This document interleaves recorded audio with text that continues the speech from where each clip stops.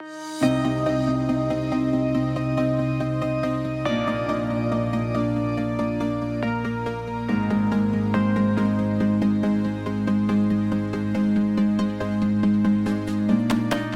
this is your host, Renata Ortega. Welcome to today's episode of the Cycle Breaker and Changemaker podcast. This podcast is all about how to break free from negative generational cycles in order to create meaningful, lasting changes. For helpful tools and answers to your most pressing questions, be sure to follow me on Instagram and Facebook at Cycle Breaker Changemaker. I look forward to helping you on your cycle breaking and change-making journey. I promise you will find nothing more rewarding than this. Before I start today's episode, I want to express a special thank you to everyone that has been listening to this podcast. This podcast is now being regularly downloaded across 30 countries and 130 cities. I could not be more grateful. Hearing from you and hearing your stories of how this podcast has helped you has made this process more rewarding than I had ever imagined. Today marks our 20th episode. In today's episode, I will be discussing an introduction to entering controlling relationships as a trauma response. Are you in a relationship, personal or professional, with someone that makes you feel powerless or scared? Maybe they hold grudges constantly over issues that are actually very trivial? Perhaps they make you feel like you cannot do anything right ever, or that there is something wrong with you. Or maybe you're in a situation where the other person makes you feel like you are always the problem in every situation. In certain situations, they could be monitoring you by asking you to tell them everything or looking into your personal email and social media accounts. If so, you could be experiencing a controlling relationship situation. If you are realizing that this may be the case for you, it is absolutely not your fault, and you can get out of this. So, what exactly is a controlling relationship? A controlling relationship is one that is based on an imbalance of power. It is a relationship where the other person is dominating you and displaying authoritarian and possessive behavior. It is a situation where the other person is constantly trying to control your every move, regularly makes you feel guilty, shows extreme jealousy, and isolates you from your friends and family. It is a relationship where you are not free to be yourself, and where you experience a lack of self-worth, intimidation, guilt, insecurity, and alienation from your support system. This form of control can be brought up in many ways. It can be financial, physical, sexual, spiritual, psychological, and emotional.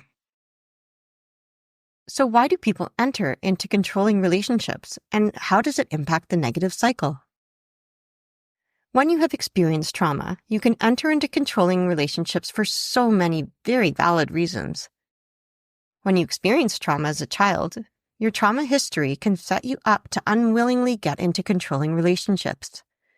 Childhood wounds can set a person up for abuse in their adult lives. If you see someone you care about going through this, as I have, I know it is incredibly frustrating. However, looking at the situation needs to be done through eyes of compassion. This type of situation is complicated and woven into a person's personality. It's not as simple as pointing out the other person's red flags to them. And here are just some of the reasons why. Being abused as a child can mean that as an adult you don't understand that you don't deserve to be treated badly. Children that are abused sadly usually think that they deserve it. So, it makes sense that as an adult, they would think they deserve the same bad treatment.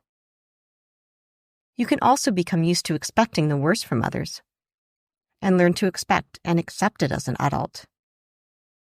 As an abused child, you can become an adult that unintentionally and even unconsciously tries to fix other abusers.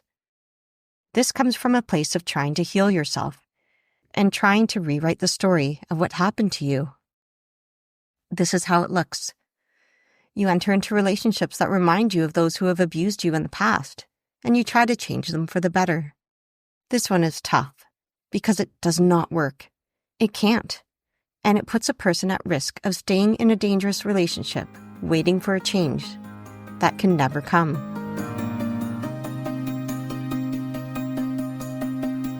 Here's my story and how being in a controlling relationship has impacted me as an adult. I was born right into an abusive relationship and experienced control from my earliest formative memories. I grew up in a multi-faith home. I was taught in one faith that Jesus had lived and died, and in the other that Jesus had not even been born yet. And one of my caregivers believed wholeheartedly that they were Jesus. The issue with this was that the use of religion in the home was abusive. It was oppressive and controlling. The easiest way for me to describe this is what you might hear about cults. The religious leader controls everything and everyone in all aspects of their lives through fear and guilt of not following rules. So for me, the roadmap to pursue abusive relationships was imprinted upon me. I learned to pursue abusive relationships in different aspects of my life because it felt safe and familiar and like a cause to champion. I became exceptionally and unhealthily tolerant. I would ignore my own happiness and experience a diminished sense of self. Believe me when I say this is no way to live. Life is fleeting, and giving others power over you day in and day out is exhausting, demoralizing, and depressing. So what have I done to break the cycle of how control from others has impacted me? Step 1. Acknowledging. This is a theme in many of my episodes. Acknowledgement. This is because it is a very important step. If you are not able to acknowledge that there is something that can use attention in your life, no one can force you to see it. It has to come from within. If what I have shared today resonates with you, or if you identify with what I have said in today's episode, please acknowledge that feeling. You will more than likely want to push it away or disregard it. But I encourage you to try something different this time. Just let it exist. Just let it be. Step 2. Know that it's not your fault. I mean, really know that this situation is not your fault. Listen to this episode again. Read the resources I will be sharing with this episode. Getting into controlling relationships is never your fault. This is an important step because once you are able to minimize the self-blame, the healing can truly begin. Step 3. Make a plan. The best thing you can do for yourself when you feel hopeless and overwhelmed with the situation you are in is to start taking action. This doesn't have to be done in an overwhelming way. Take small and manageable steps. The plan can be to pick and implement a boundary that will help you feel safer. The plan can be to reach out to a family member or a friend for advice or help. The plan can be to do one nice thing for yourself every day. If the control is severe and your safety is at risk, you can plan to contact a shelter to help you get out of the situation you're in.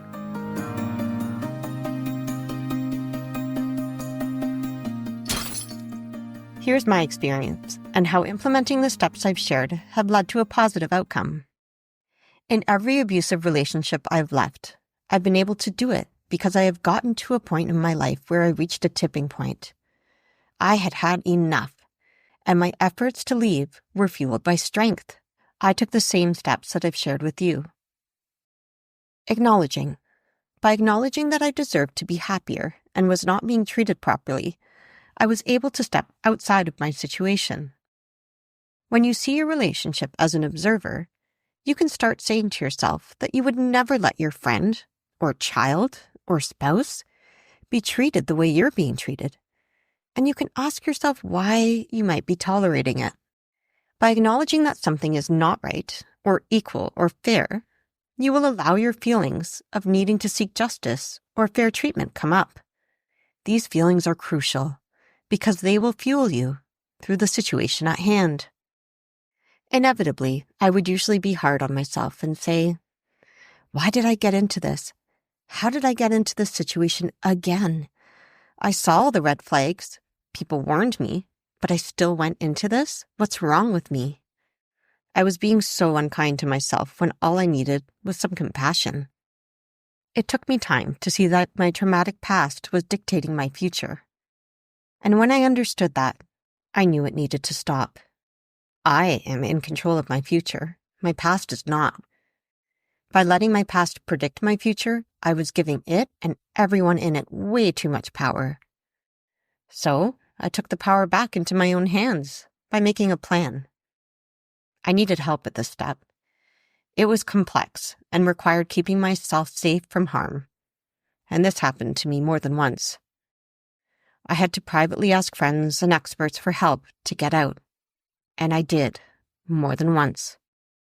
I went from thinking and feeling that I was in a life sentence of abuse to getting away from it. I had to start from scratch and create my own future. Based on my past, I was not set up for success. In fact, the cards seemed to be set against me. Adversity kept on showing up in my life. It is because of my personal experience that I know you can leave a controlling relationship. If I was able to leave, I know that you can too. Thank you for listening to today's episode of Cycle Breaker and Changemaker. I would love to hear from you and to receive your feedback. Remember, you can reach me on Instagram or Facebook at Cycle Breaker Changemaker. Please rate, review, and subscribe wherever you get your podcasts in order to help me continue to help you. I am looking forward to having you join me for the next episode. Until then, please take care.